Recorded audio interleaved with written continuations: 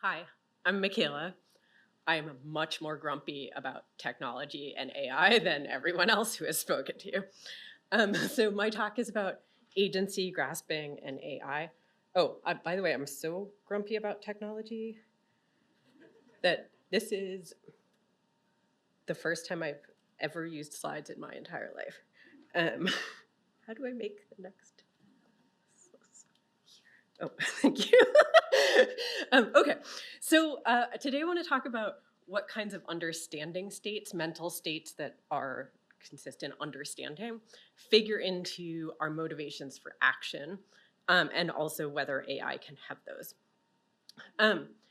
So in a recent paper, I'm not going to go through the sort of more abstract presentation of the view, but I defend a view of what it is to phenomenally understand or grasp, so a specific kind of phenomenal understanding that goes something like this. I'll just go through the example. So suppose I'm thinking about the claim that my bike is made out of aluminum, and then I step outside onto my porch and I see my bike frame is stripped, so it's visibly made out of aluminum.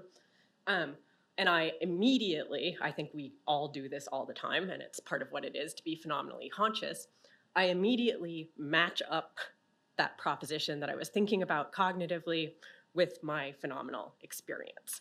And I think that what happens when we do that is that we engage in higher order phenomenal mental acts in which we're basically structuring, in this case, our perception with our propositional thought. So we're structuring our perception with our cognition. Okay, so that's what I think phenomenal understanding or grasping is. Why is this interesting? For a lot of reasons, but there are two that I want to highlight here. First, I'm not going to defend this here, but I personally think that this kind of phenomenal understanding is an extremely important epistemic good, and perhaps the highest epistemic good, more important than factual knowledge. I also think that much of the aim of humanistic inquiry is to grasp. Okay, again, not going to defend that here, but I will come back to it. The other thing I just wanted to mention is that I think that grasping plays an ineliminable role in our agency and in our action, and specifically in our motivations. So I think sometimes when we have thinner factual knowledge, we don't tend to incorporate that knowledge into our agency as much. So I'm just going to give an example from my former student who actually works on AI and philosophy, Kim Schneider. So Kim came up with this example where she said, look, I'm really well educated about the harms of fast fashion, the environmental harms and the sort of human harms. But I continued to purchase fast fashion clothing until I watched this documentary. If you haven't seen it, I recommend it, Brandy Hellville.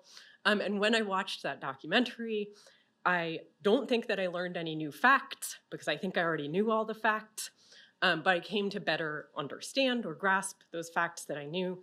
And that was the thing that caused me to motivate to stop purchasing fast fashion clothing. This is not a super heavy example, but I think basically all of political and social action is dependent on this sort of thing. Yeah, thank you.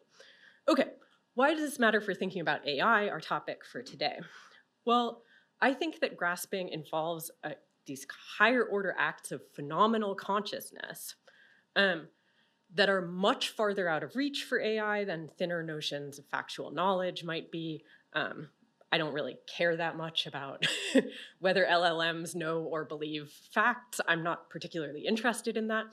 And another thing that I'm not super interested in is sort of less high bar notions of consciousness that AI might be able to achieve. So the question that I have here is like, is this sort of higher order phenomenal state that we are often in that is a phenomenal state itself and not a cognitive state? So it's not a matter of cognition, it's a matter of seeing, basically, that our perception is matched up with our cognition.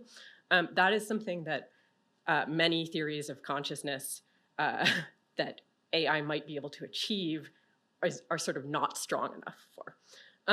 Just one second. Okay, so the other thing I just wanted to end by saying, I'll skip the very last thing, but And it's just that if it's right that grasping is a kind of central part of the objective or aim of humanistic inquiry, which I think it is, if we're sort of not after thin knowledge of facts at all, but instead are after a kind of depth of understanding that is phenomenal in nature.